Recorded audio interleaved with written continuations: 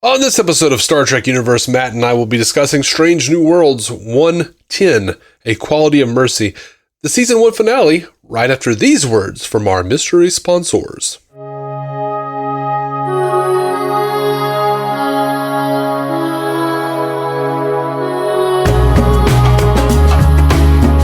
Welcome to Star Trek Universe, the podcast where you get to listen in on two lifelong friends talk about Star Trek. My name is Matthew Carroll. I'm David C. Robertson. Well, David C. Robertson. Yes, sir. Matthew Scott Carroll. How be your evening? Sucky. Oh, no.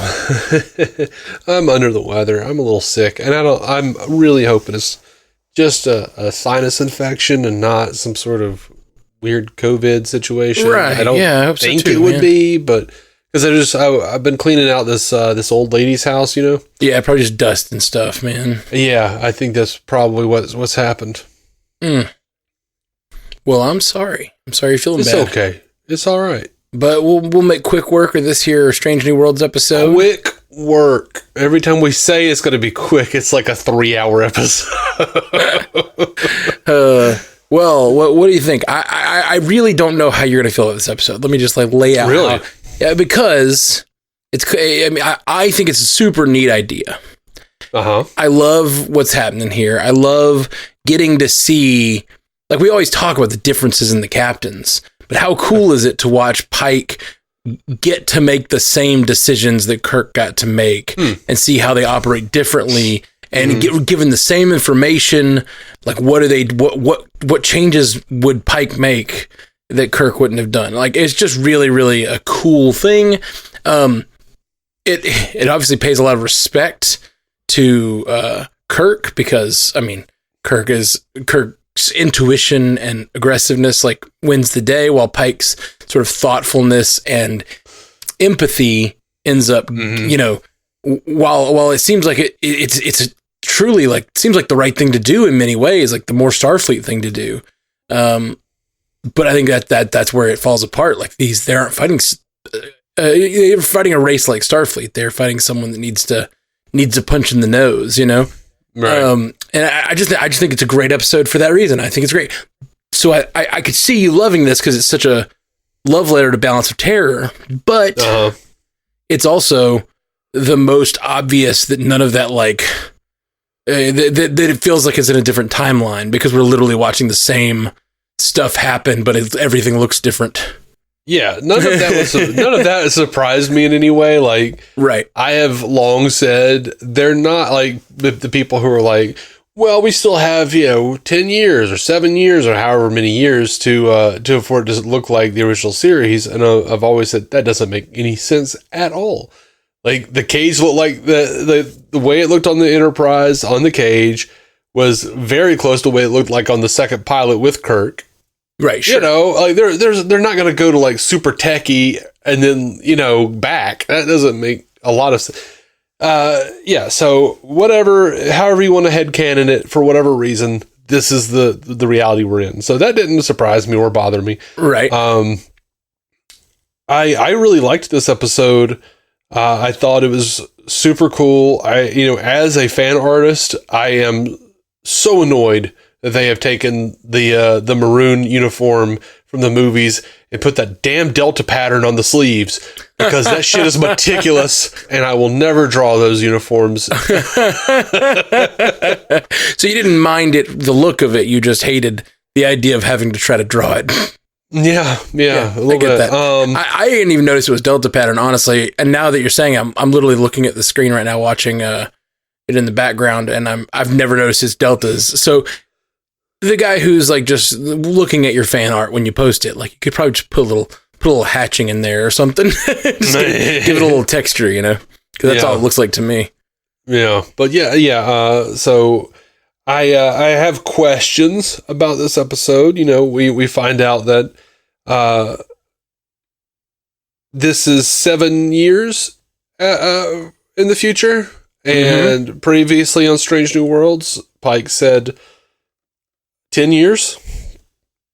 In 10 years, he was going to be disabled, or he actually keeps saying dead, which seems a little labelist to me, but yes, that's what I said the first episode we were talking about that. But yeah, I mean, yeah, but the fact that they keep doing it makes me feel weird now, though, because I'm like, yes, it's the end of his life as he knows it. Yeah, that's what you told me, but I was like, no, I think he just said dead. But yeah, it's funny. It's really funny. And so weird. like the more they say it, the more I feel weird about it. It's like this is no slip of the tongue. This is a thing they're sticking with. So. I mean, I know you say you hate the red hatching or whatever, but like, man. I'm just playing. I love seeing that uniform show up. Yeah, the maroon monster. Man. Yeah, they did a great job aging him up and him being in that uniform. Man, it's just like knowing that he's never going to make it to there, and it's, not as he knows it. Right.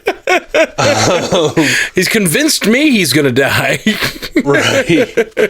Well, the only thing he doesn't know is that, and apparently, I don't know, 6 months time after his accident, he's gonna be restored mentally on Talos 4 and have sex with Vina for the rest of his life. Yeah. And ride his horse. I don't know, that's what he did in the cage. Yeah. He just had a picnic and he's like, my horse. Yeah, that is a strange dramatic irony that we're watching a show that for 7 years we're going to watch a guy mentally break down about how horrible his life is going to be after that point. But we all know he's going to get to go to Valhalla, Right. That's the hope that is Star Trek. You're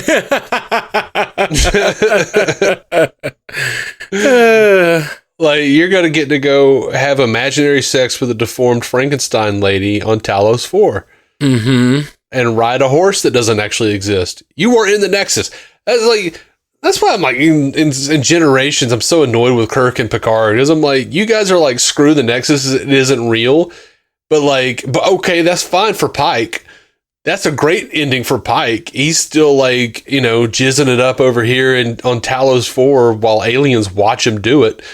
But in complete privacy, living out any lifetime they want to live out. No, that we can't do the Nexus. We are real Starfleet captains. Well, hold on. This is a difference between their abilities to continue their work. You know what I mean? Yeah, Pike's thing was a consolation prize. I get it. Yeah. It's a I can't be effective anymore. Yeah. In the role that I love, he thinks he's going to be locked in a chair for the rest of his life, and it's a wonderful mercy. It's the Wesley saying "lie to me" now, right? From Angel. Yeah, it's that. No, I know. Interesting portrayal of Kirk. What did you think of the Kirk? Before I say that, I will say I loved this episode. Okay. So I've apparently hit on the negatives for you. Yeah. I hated this Kirk. He did not look, sound, act in no way like James Kirk. And it's not that I'm hung up on Shatner, because I thought Chris Pine. Yeah, I thought Chris Pine was amazing. Chris Pine is wonderful in the role. You know what's funny to me about this whole thing? Well, what's that? Sam feels like Chris Pine's Kirk to me. Yeah. See, that's what me and Bethany were saying. Yeah. It was they almost should have dude, we had precedents for it, okay? Just make the guy that plays Sam play Kirk. It would have been better. Oh, it's not the same guy. No. Okay. I legit didn't know. You thought it was the same guy? I'm very bad with faces. I thought he was and the mustache being gone can totally transform a face for me. Yeah. I legit think I have a mild form of face blindness. Yeah. I have to know someone really well to recognize their face. Yeah. It takes me a long time. And so when I saw him show up, I thought that's what they were doing when they introduced Sam Kirk, is that they were introducing us to the actor, because the same actor played both Kirks. Yeah, Shatner was both Sam. So I thought eventually when he would show up, I've been looking for when he showed up for it to be the same actor. But then his portrayal was so much different than, it almost felt like an insult to Chris Pine to me, because they've introduced these two Kirks now, and Sam Kirk is being played for laughs. That's all they treat him like a joke. And he, a little bit. To me, he is so Chris Pine. Like he's got the kind of frenetic energy, like the younger, like hey, ha, like I don't know the way he laughs. But I agree with you. I think he's pulling off Kirk better than this Kirk is. Yeah, this Paul Wesley. Yeah, I'm sure Paul Wesley is a nice guy. I've seen clips of him in other shows, and he did a fine job. I'm just not feeling Kirk from him at all in any way. Yeah, and he actually he felt more like a real estate agent than a Starfleet captain, didn't he? Like I kept expecting him to try to sell a house to Pike. You know, like. I didn't think it was that bad. He's like Phil Dunphy over here, man. He does look like that guy. And his voice, he sounds like Chris Hansen from To Catch a Predator. He's like, he goes in to see Chris, Pike. He's like, what are you doing here today? Are you aware that this Romulan commander you've been messaging is 14 years old? That's not only treason, that's pedophilia, master. You sent him a picture that you referred to as your tiny Pike. You offer to show him something you call the turnpike. So wrong. It's so. I didn't get that.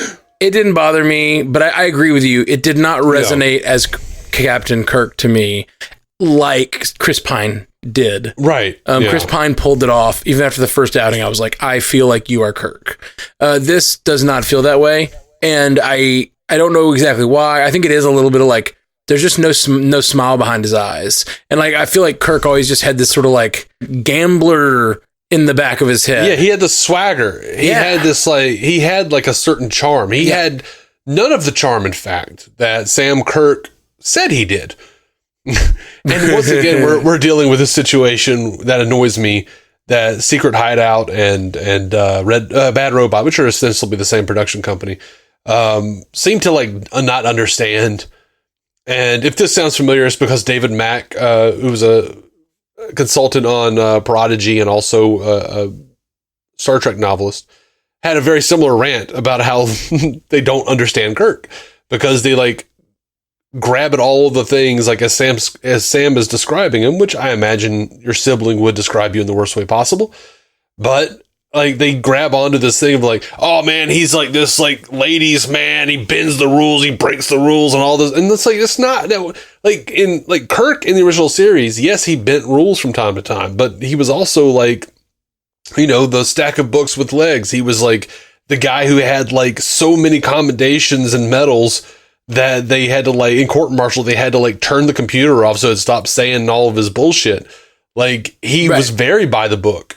And he was, for a long time, he was very by the book, and only on occasions he would really bend those rules, or he would find ways to like still be in the episode. Do the rules. He doesn't say break the rules; he says bend the rules. Right. He bends them constantly, or something like that. Is what he says. Which, like, I think that's pretty fair for Kirk, because the thing about Kirk is he's always looking for the third way.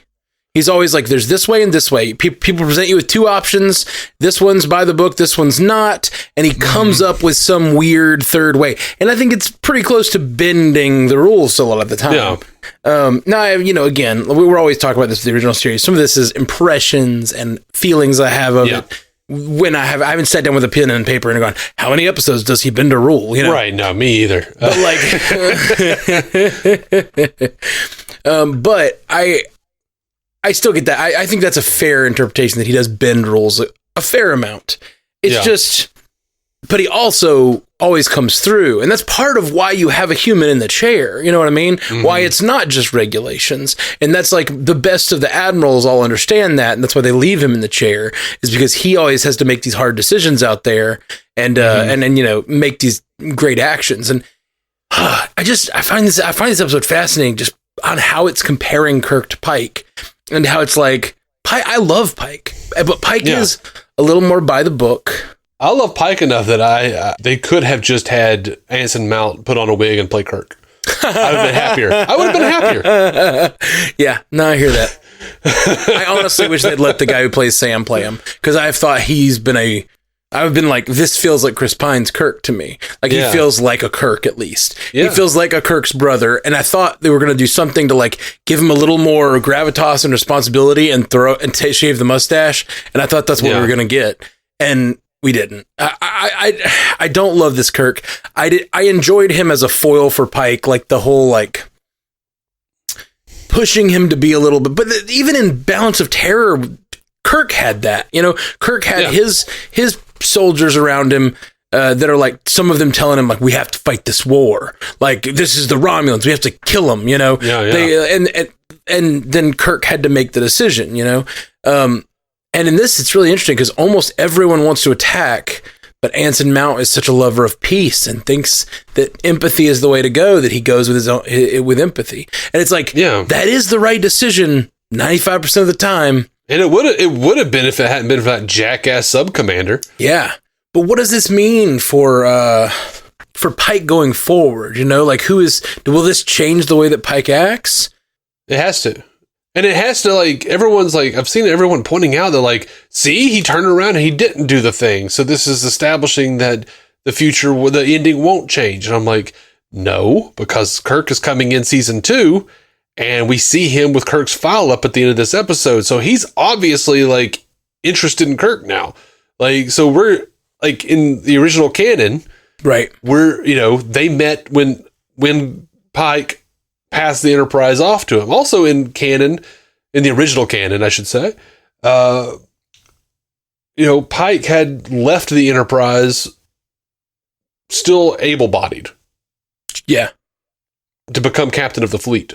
So there's a lot of, like, little weird things they're doing here. They are changing stuff. Yeah. I mean, that's fine. Here's the thing. So I've been really down on your idea that, like, this is about, even possibly about, when you interpret episodes in that way, that, like, oh, this is about them thinking that whether this is going to be a real universe or not. I've been like, no, they're not even thinking about that. But then I started thinking about it when I was watching this episode, and, like, this show from the beginning is about whether Pike is going to try to change things or not. You know what I mean? Like, that's what the show is about. And, like, all the other little sort of conspiracies about, like, the girl with telling the story or, like, this sort of thing. It's not a conspiracy. It looks like foreshadowing. Yeah, see, like, conspiracy writers, their foreshadowing is writer for conspiracy. No. The title was Ode to Chrysanthemums. Chrysanthemums are the flower used at funerals. Well, like, all these things that you see happening, I haven't seen it, but then I started really just giving a thought to, like, what his overall arc is. And I mean, this episode we see, it is possible for him to change it, you know? Yeah. He changed it. And this is the future that he got because of that.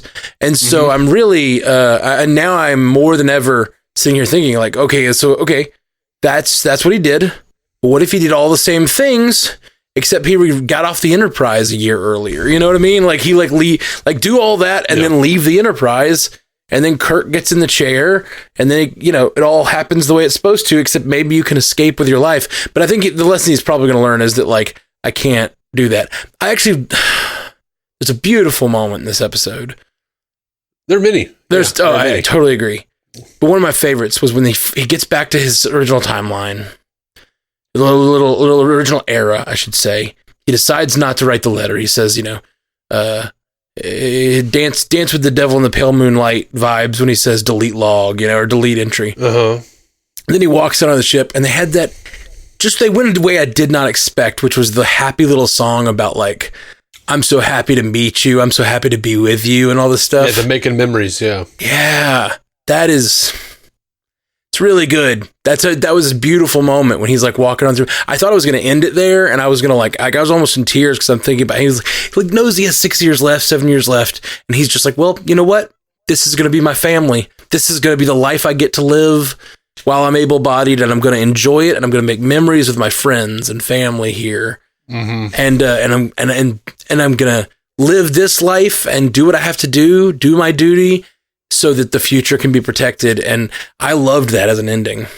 But then we know Una's getting arrested. Yeah. And, like, in this future, Una is still at a penal colony. Right. You know? Like, I don't know that he's going to want to let that stand. There's certain things about this future that he doesn't. That's really the only thing. That thing about the future he doesn't like. Well, obviously, and his whole disfigurement thing. Ortega's is a piece of shit in the future. Dave, are you just talking about in the 22nd century in general? No. 23rd century. But no, like she goes from being like an annoying chipper person to like a racist. Like, they just turn her into Styles from Balance of Terror. But like, I'm not just mad at her. I'm just like, dude, what happened? Because you were like, she was like pissed at Spock. Like, what did Spock do?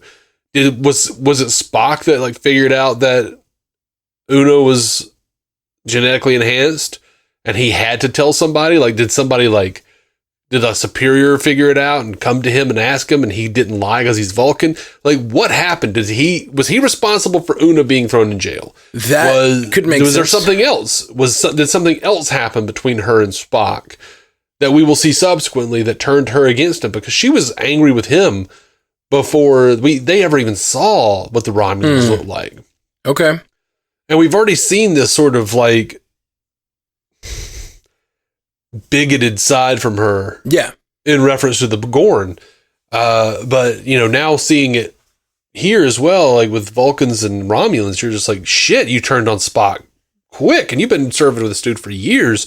He had to have done something to piss you off before. Yeah. That's very possible that things have dematerialized in their relationship up till now. And then she sees the Romulans look the same and then she doesn't trust him. That's interesting. That's an interesting point. It makes me really wonder what they're doing here, man. Like, I for the first time, I'm joining you in this conspiracy theory. It's not a conspiracy. Look, man, even if you want to throw away all those other times in Star Trek history, they went back in time. Man, they found the Borg were in Enterprise. They found a Borg ship on Enterprise. That's going to up the technology from reverse engineering 24th century Borg technology on the series Star Trek Enterprise. So but I thought that was like a thing that always happened. You thought it was, but it wasn't. Right. Well, why wasn't it? Like, I mean, like, it could be. You could be right. They could use that as a way to change it. They could use a number of things and make it the thing that changes the future. But I think we're going to get a chance to see the future is going to change because Pike makes a decision. And that's what's most interesting in all these characters making decisions that we understand they understand the consequences of is what this stuff is all about. And I love the idea that they're really setting up this narrative for Pike to have to make these decisions, Yeah, no, I'm very curious because one of I've said, I think last week, one of my biggest problems with this show is that you kind of know where everybody winds up and it takes a lot of the stakes out of it for me. So if, to me, if we're going this far with it, I want to go the rest of the way and literally just not know, how are we changing things? Yeah. Because you could always make the case that all the old stuff that we watched and we know the ending of was always meant to happen that way. And then time changes because of temporal wars or Borg or whatever the hell you want to say. Sure. And let's write a new chapter, a new version of this. It's one of the things I like about comic books and why I don't mind that comic books keep retconning. Yeah, they retcon things, and I'm fine with that too in general. I love a contiguous universe because I like to know that the guy I'm meeting is the guy from the other story and understand that that's like their backstory is their backstory. But the thing they can do here is have some of those things happen where you just know the character of Pike and the character of Kirk and the character of Spock. Like in this episode, I agree with you. I don't love this portrayal of Kirk, but it's still Kirk, and it's still a chance to see what he's like in this situation. You know what I mean? And it killed me because every time he came on, they did the little Star Trek fanfare, and I was like, "Look, man, you can throw me a plate and tell me it's a freaking chalupa supreme, but if it's a turd in a tortilla, I'm still not going to eat it." You can fanfare all you want. That's not Kirk to me. Right. But, I do have hope because Paul Wesley was on the little after show they do. And he was saying that he did play it very differently because this is an alternate Kirk who hasn't had the benefit of wisdom from Bones and Spock. So he has been shaped a little differently. And better the idea with Balance of Terror, that wasn't very deep into their journey together anyway, right? Especially not if it was 6 months. But yeah, exactly. But if we're talking about like because he says what he has said was that when he comes back in season 2, he'll be much closer to original Kirk. Which, since it's secret hideout, I'm pretty sure that means he'll just be like running around with a hard on, trying to get with every woman he sees and eating an apple. Because wisdom. Yeah.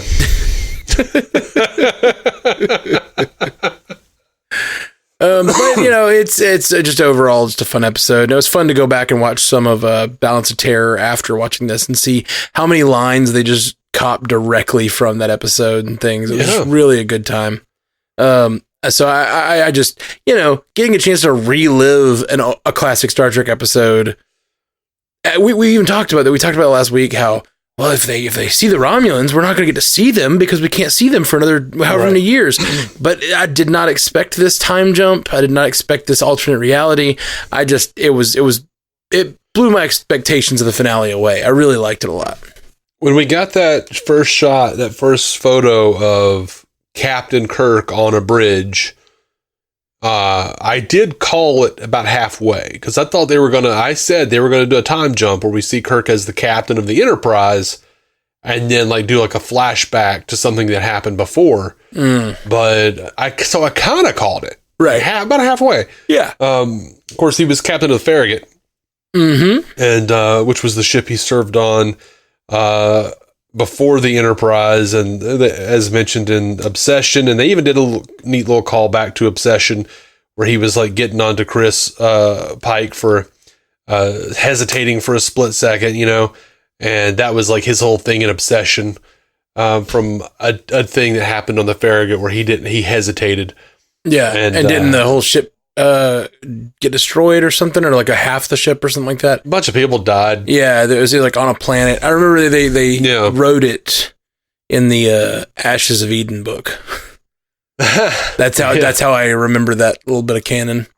And I liked it. I thought it was fun. Like there's a bit where he's talking to. There's so many like great bits like that. I just like pushing past my displeasure with the actor playing Kirk. I liked a lot of the stuff that he was doing, that the character was doing.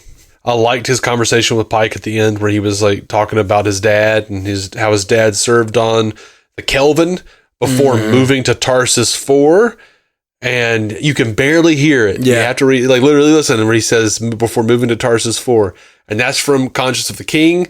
When you looked at Kirk's file under training, they said he had hand-to-hand combat, and part of his training was he witnessed the massacre at Tarsus 4 that Governor Kodos instigated. I like those little nods. I really like all of that stuff. Yep. I think I love everything about this episode except for the Kirk betrayal. Like, I really love everything. Yeah, me too. I like how it's written really, really well, and it's got me really curious about the future with Una, and the future of Pike making his decision. But like, I just the only thing that's a bummer is I don't think the Kirk trail works. Man, I loved that we heard Scotty. Yeah.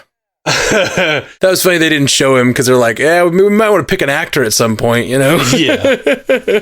I really enjoyed that when he gets back to his timeline and he's talking to Spock, and Spock kind of figures out like, oh, something bad happened to me. Yeah. Oh, man. Okay. So he's like, I feel as if I owe you a debt, and that perfectly like plays into the menagerie when, Spock is like, no, my old friend isn't going to be like stuck in this wheelchair, booping and beeping at us. I'm going to take his ass to the sandwiches and cum and horse riding planet.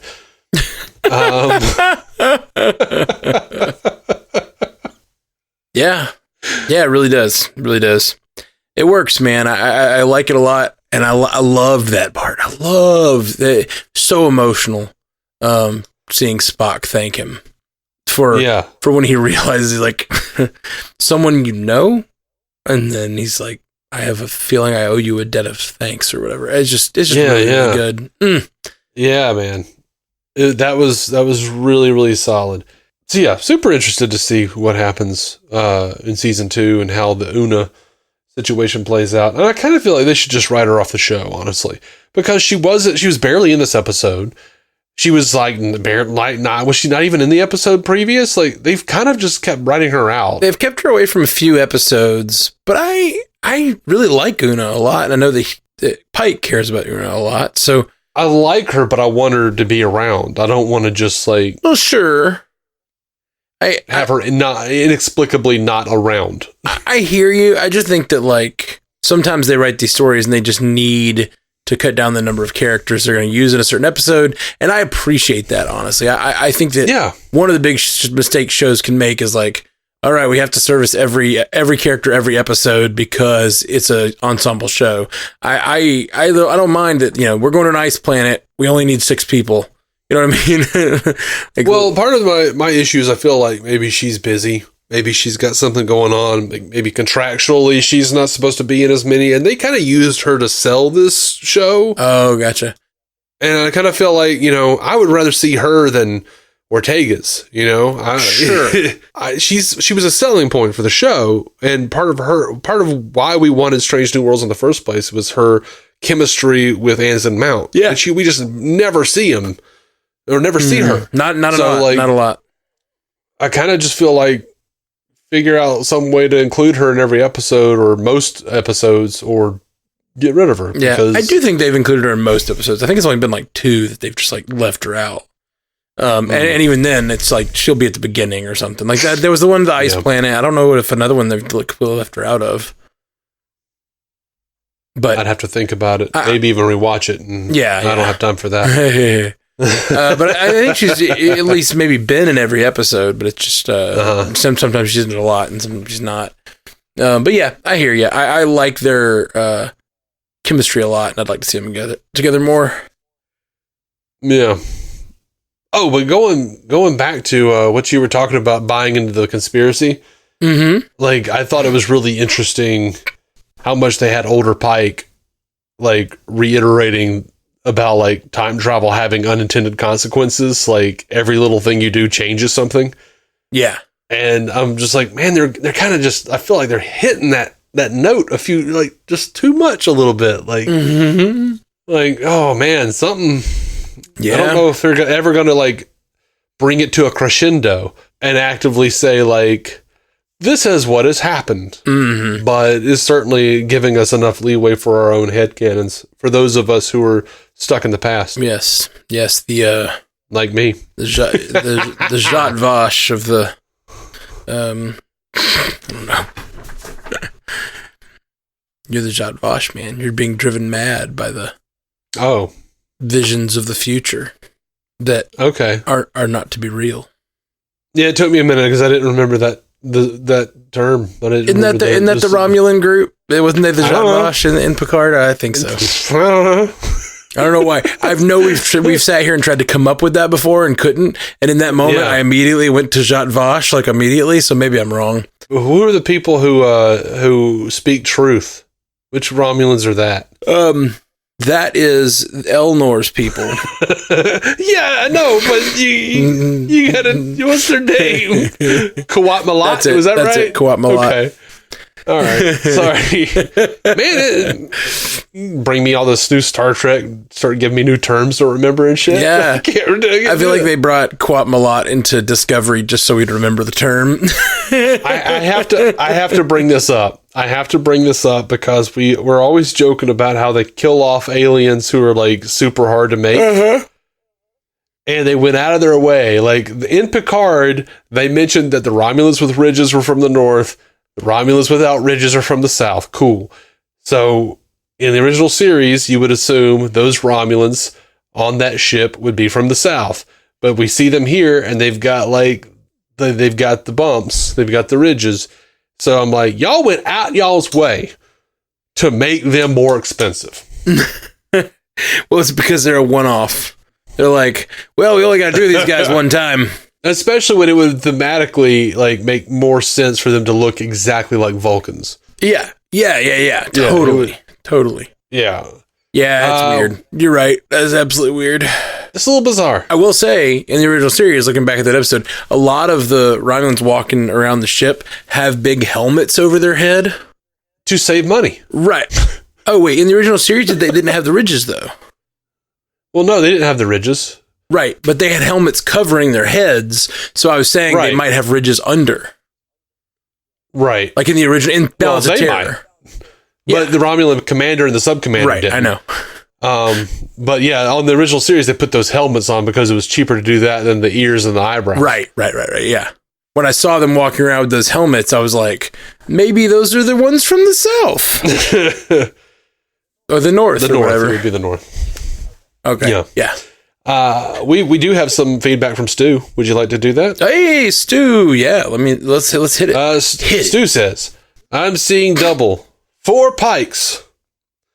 And he says, I'm Christopher Pike. I can turn leftover spaghetti into a cool new meal to impress my fuck buddy instead of just using a replicator like a regular person. That is not a new meal. That is a very standard dish that people do to use on leftover spaghetti. So that's super old. I knew about it. I was like, oh yeah. I'd never seen it, but it looked good. Yeah, it does look good. Sounded tasty. He says, oh, Mott, not Mott. I was like, he doesn't even look Bolian. Though I suppose it would be entertaining to see Pike try to convince him that being a barber is a much cooler profession to get into. Yeah. That'd be great. Mott's dad has the perfect head shape for a new egghead in a Batman project. Make him a serial killer who murders his victims in the ways you can cook eggs. Fried, boiled, poached, scrambled. I would do that. Sounds like a good Batman villain. That's what you have to do. You have to go like the Matt Reeves, Chris Nolan way. Like as he's like scrambling some poor victim, he's like, excellent. And for some reason, the serial killer's kitchen is always just like disgusting and gritty and gross. And they only have they can't even see because they've only got like one incandescent bulb. Oh yeah. That's like flickering. Yep. Like absolutely. Serial killing's like hard work. You've got to have like better equipment than that shit. Actually, it's actually like a really funny idea. It's not. This would be really a gross concept, but like for a horror movie, like a serial killers. Okay, serial killers. But it's like the back office, and it kind of like in my brain, it's like a cabin in the woods, where like they have like a corporatized serial killing, because like all these serial killers like.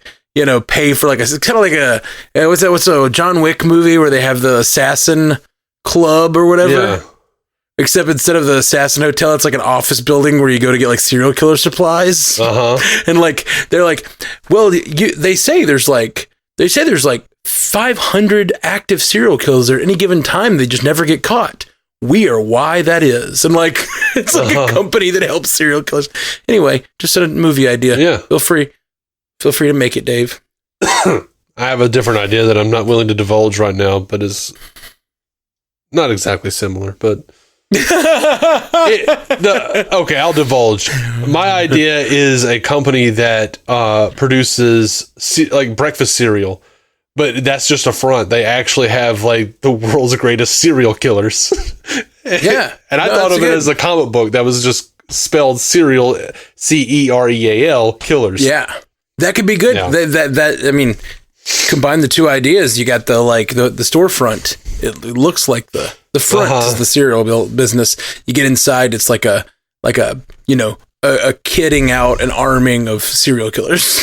Yeah. And then like it gets a little weird because like they're really just sent way too often to go kill like people who have a new idea for like a peanut butter cereal. Yeah, that was our idea. Damn it. Well, see, my thought was the idea is that there's serial killers, are more like paying for the service. You know what I mean? Like it's like they're the customer. They are the customer. Yeah. Okay. And like because that's assassins. Like if you're hiring serial killers to kill people, that's just assassins. Serial killers kill for the joy of it. You know, and I just imagine like you think that you're gonna walk into like a dimly lit little incandescent bulb place, but it's like everything's bright and like you're in a Kmart and they're about to murder you. Never mind. Kmart was a bad example. Like I love that you use like a 20-year-old reference too. Like Kmart. No, I know. The hell is a Kmart? Nobody knows what a Kmart is. Yeah, for some reason, Kmart's feel brighter to me. I don't know why. Blue light special on murder. Yeah, exactly. It feels like a Best Buy. How about that? All right, they walk in and it's like, those are going away too at this point. But like, you go in, it's like a Best Buy. Anyway. Bunch of asshole murderers in blue shirts who ignore you. All right. Sorry, continue, Stu. Stu says, this is certainly a more interesting use of time travel than going back to present-day Earth. It feels a little contrived, though, that what our Pike did in this scenario is apparently the same as what this future Pike did. You'd think there'd be some variations given the different circumstances and experiences the two would find themselves with. I also wish there had been a cutaway gag to the Pike version of Space Seed where he sends Khan to the brig immediately after learning his name. Yep. Yeah, that's great. Yep. It's one of those things though, like talking about the experiences he has, we like to feel like we grow and like, we learn, we grow in 7 years. God, I'd be a completely different person. And to some degree, that's true. Mm-hmm. And again, I've been doing DC on Screen for 7 years. And my wife or somebody, like sometimes I'll flip on an old episode of DC on Screen and start saying like, oh, I should have said that. I should have done this. And then like a second later, I'll do it. Yeah. So I'm like, I don't grow or learn. Like my instincts are the same. Dick joke, dick joke, dick joke, dick joke. Like that's over and over. Yeah, I there's certain things I feel I've changed a lot in the last 7 years. Yeah. I've had some pretty massive life changes that motivate me very differently, and even you get yourself into some therapy, man. You'll start like making different decisions on purpose. You know what I mean? Yeah. Yeah. Oh, this is some shit I did wrong for a long time. I should do better at that. Yeah. Well, we're in the United States. Therapy's too expensive. That's what I have Star Trek for. Anyway, Stu says, wait, I thought Pike gave up command of the Enterprise to Kirk before he had his accident. See? Kirk should still be captain in this alternate future. Clearly, this alternate Pike chose not to give it up because he was planning to not get into the accident, so he continued being an active officer. That's right, nerds. Kirk's appearance in the show was a result of an alternate time and doesn't violate canon at all. Cope! Wait until season 2, buddy. I think they're doing it. Stu says, what happened to Ortega's in this timeline to make her the Styles character from Balance of Terror? She is noticeably more serious. Haircut still the same, though. Yeah, that was the real tragedy. That hair was the same. Like, what are you doing? Why you guys so mean to Ortega's? Stu says the Romulan commander should have been played by James Frain without acknowledgement, just to mirror Mark Leonard as the original actor.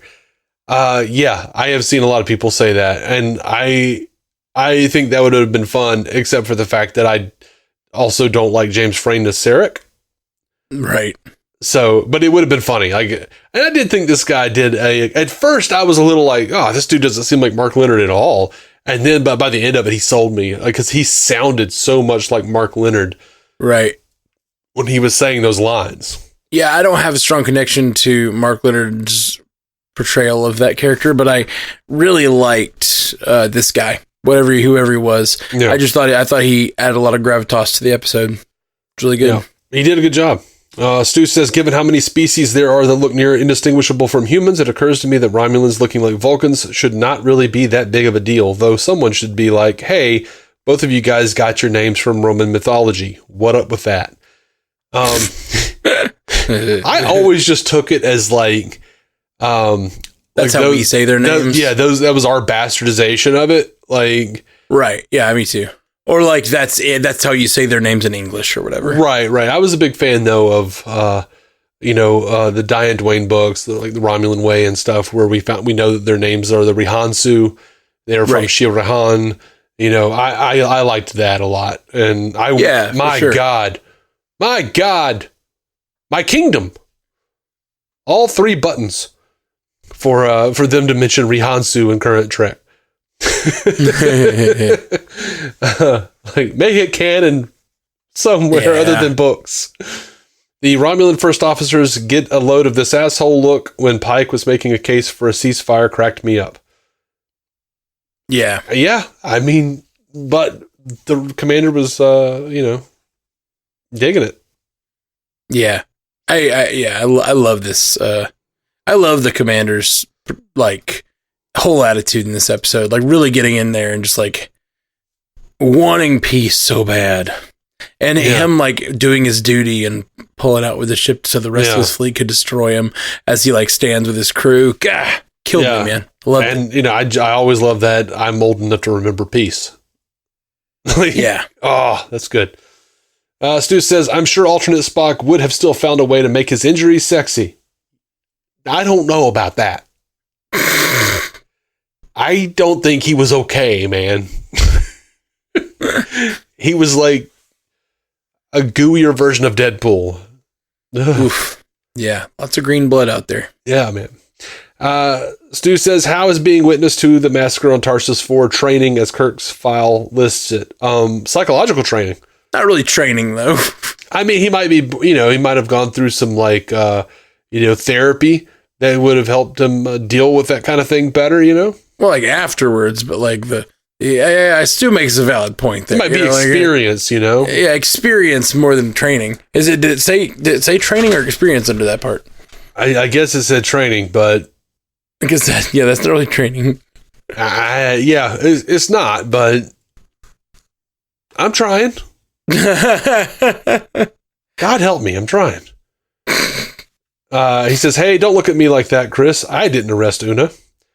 Anyway, I thought this was a very strong season finale and wraps up the arc of Pike's feelings about his future. I don't think they're wrapped. Also, like the latter end of Obi-Wan Kenobi, it certainly proved why jumping to conclusions about things at the start of a season can be pretty unwise. Nice cliffhanger, too. Can't wait for season 2 opener, which I assume will be titled The Measure of a Woman. Thank you, Stu. That would be great. I'd love that. Yeah. I was on that Star Trek podcast last night, and they pointed out that it was pretty much this season finale at the end was the same as the last Lower Deck season finale, where they arrest Captain Freeman. Yeah. That's right. It's like, I don't know what we should do. Let's do that again. How did they arrest? Why did they arrest? Yeah, see, this is what we're talking. This is what I was talking about a few weeks ago. Because she was framed. There was some altered stuff with like right for helping out the people who blew up the or for giving weapons. Yeah, the Packlids. I did it. She like supposedly blew up the Packlet homeworld or something because like they blew themselves up. Yeah, and she was framed for delivering the weapons or something like that. Yeah. But like, it is weird. And this was talking about a while ago when I was talking about how is this Star Trek going to be remembered? And like, is it going to just feel like it runs through us? Are we going to even remember? Because I'm like Lower Decks. What happened? And the same thing with, and then there's so many things happening all at once. It's like two main commanding officers have been arrested as the season finale. That's kind of weird. But at the same time, you're making so many shows. I don't know. It just feels like a lot is going on and it's not all tying into each other. And it feels like an abundance of Trek, which I love, but I do feel like it can be so much that it's not going to blast. Yeah, that's the way I feel about Marvel too right now, though, is that there's just so much it's just kind of running through me. Yeah, no, I get that. I love Marvel. I think the TV shows are really good background to the characters that are I think, going to be more resonant in film. A lot of the TV shows feel like set up for the movies. WandaVision felt that way a little bit. Hawkeye feels that way. Miss Marvel definitely feels that way, I feel like. But I love those shows, but like some of them don't really have, I don't know. It's like this. The story is not self-contained, and it doesn't feel like it really tells a whole thing. Like, except for, it's not all of them though. Moon Knight was freaking amazing, and I thought it like landed the plane really well, and I feel really good about that whole thing. But you know, some of them feel a little more like, here's a little background on the character. Watch this for 6 hours, then you'll enjoy the movie a little more later. You know, when Ms. Marvel shows up in the Marvels, you'll know who she is. Yeah. You know, there's I think, I can't remember what he was doing. Maybe Vincent Price. There was a Bill Hader was doing a Vincent Price impersonation on SNL, and Lorne Michaels' response was, "I love this, but why now?" I have that exact quote in my head for about half, if not 75% of what I'm watching out of Marvel these days. Like, I love this, but why now? Well, I feel that way with Marvel, partially because like we don't know what's coming. And I think it's deliberate. They're keeping it from us. They're like, they're leading up. They've just got so many little threads started to so many different classic Marvel things. Yeah. And it's like, where's it going next? Are we getting Secret Wars? Are we getting Champions? Are we getting Young Avengers? Are we getting Dark Avengers? Like all these storylines have started. And it's like, where are they going first? What is leading to the big thing? Is there going to be another 10-year arc like they did previously? Yeah. We were talking about it, have you seen Thor: Love and Thunder yet? No, I haven't had a chance to. It's great, but there's like a ton of stuff on the cutting room floor. Probably it's a 4-hour-long cut, and they cut it down to 2 hours. Release the Watiti cut. Yeah, no, there's a lot of that going on. But like, Watiti came out immediately and was like, I don't want to cut. Like, this is my cut. Which I know they have to say that. Yeah, that's what Ashley said.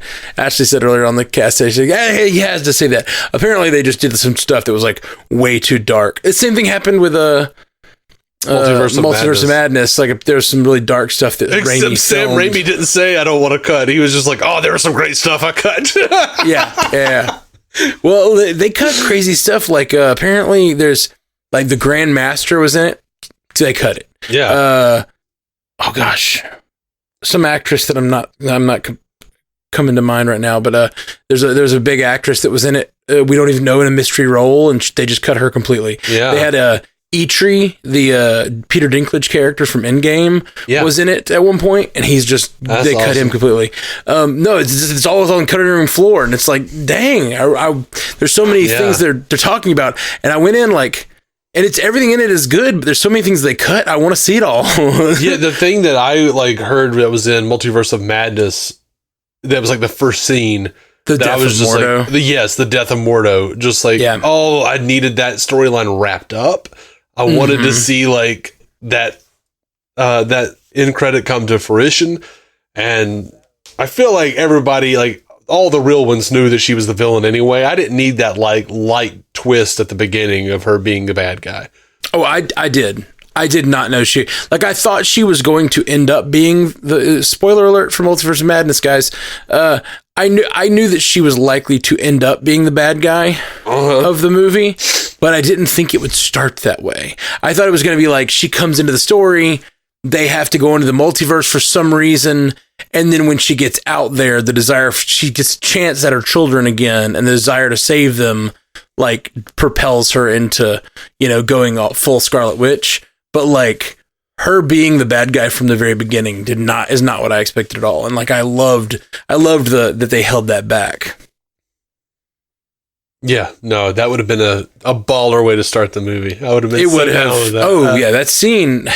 I mean, like they could have still had that surprise. They could have had They could have had, he show up the same way he meets her in the little vineyard thing, and then when she flips it all to red, and then she shows the head.